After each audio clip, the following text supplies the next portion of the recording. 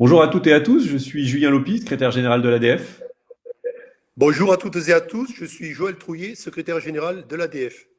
Il était important pour nous de revenir avec une nouvelle émission de questions expresso avec l'ADF, et ce, à quelques heures de la fin du confinement et de la reprise de nos activités au cabinet. La création de cette émission, sur les conseils de notre agence de communication, nous a paru être, en cette période d'incertitude et de confinement, le moyen le plus approprié pour répondre à toutes vos attentes et questions, et ce, qu'elles soient sanitaires, scientifiques ou économiques.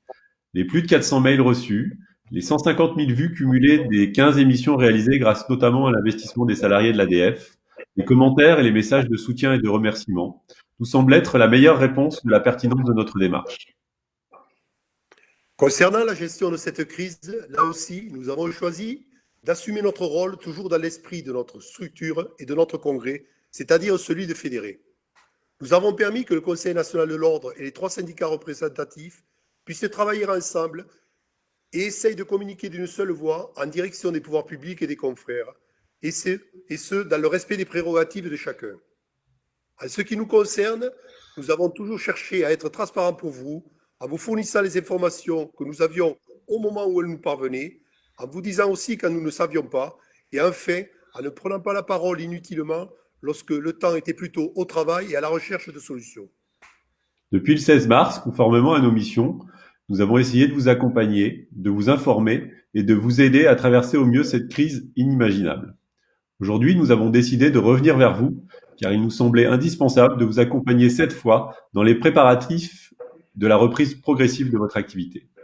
Nous avons cherché à faciliter la mise en application et le respect des recommandations d'experts qui ont été élaborées et diffusées par le Conseil national de l'ordre et auxquelles l'ADF et certaines de ses associations membres ont largement participé. Nous avons ainsi choisi de faire un guide didactique, facile d'accès et complet pour vous et votre équipe. C'est un outil digital avec des contenus que nous avons souhaité aisés à lire, à télécharger pour les afficher, à partager avec vos patients et vos équipes, et qui pourront s'adapter et s'enrichir si nécessaire. L'expérience acquise grâce aux nombreuses publications de ce type, éditées ces dernières années, la réactivité de nos salariés et de notre agence nous ont permis de finaliser en un temps record ce travail qui s'inscrit totalement dans les objectifs de qualité et d'accessibilité de notre association. Peux-tu nous montrer ce guide à l'écran, Julien? En effet, voilà Joël, ce guide qui est donc disponible en téléchargement sur notre site internet et sur l'ensemble de nos réseaux sociaux. Il s'agit donc d'un guide pratique, digital, basé sur la représentation visuelle et synthétique pour faciliter la mise en application des recommandations qui ont été éditées. Dans ce guide, vous retrouverez les 5 thématiques qui sont traitées, à savoir l'organisation des locaux, les patients, la réalisation des soins, les équipements de protection pour le personnel soignant et non soignant, et enfin le bio-nettoyage et la gestion des déchets.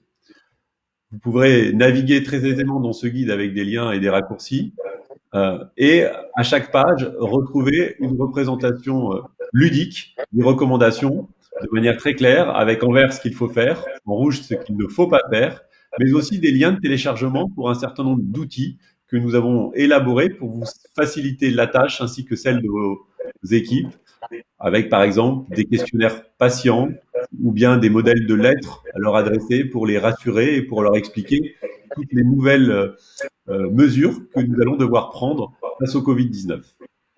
Nous espérons que ce guide vous sera le plus utile possible. Nous avons essayé d'en faire un outil pratico-pratique à votre service. Merci, Julien.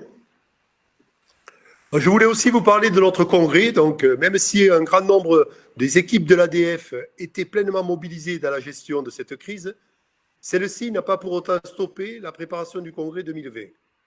Bien au contraire, sous la houlette de nos directeurs scientifiques Christian Moussali et Stéphane Simon, l'ensemble de l'équipe pédagogique et les experts ont finalisé le programme et ses 94 séances prévues. Il est évident pour nous que ce n'est pas le moment de vous dévoiler tous les détails et d'ouvrir les inscriptions à cette période comme nous le faisions habituellement. Le temps est à l'adaptation, pour vous comme pour nous, et la priorité aujourd'hui est bien la reprise de l'activité des cabinets dentaires. Bien entendu, nous reviendrons vers vous au moment adapté pour vous donner envie de faire ce congrès, en cette année si particulière, un événement de rassemblement de l'ensemble des composantes de la filière dentaire, chirurgiens dentistes, assistants dentaires, prothésistes et industriels. Certains pensaient que l'activité de l'ADF ne se limitait qu'à l'organisation d'un congrès annuel fin novembre porte-maillot à Paris. Nous espérons avoir réussi à démontrer que l'ADF était non seulement le trait d'union de dizaines de milliers de chirurgiens dentistes grâce à cet événement, mais aussi qu'elle pouvait être une institution qui favorise la création de liens, les nourrit, les renforce.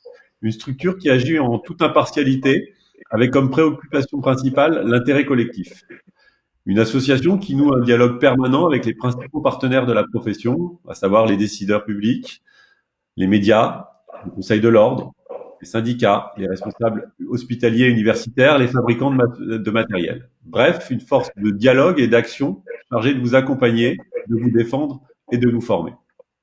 Nous continuerons à le faire dans les semaines à venir, notamment en continuant à répondre à toutes vos questions sur l'adresse mail covid@adf.asso.fr.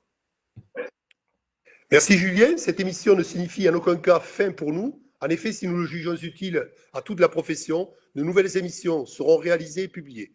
Bon week-end à tous, bonne reprise. Merci. Merci, bonne reprise à tous et prenez soin de vous.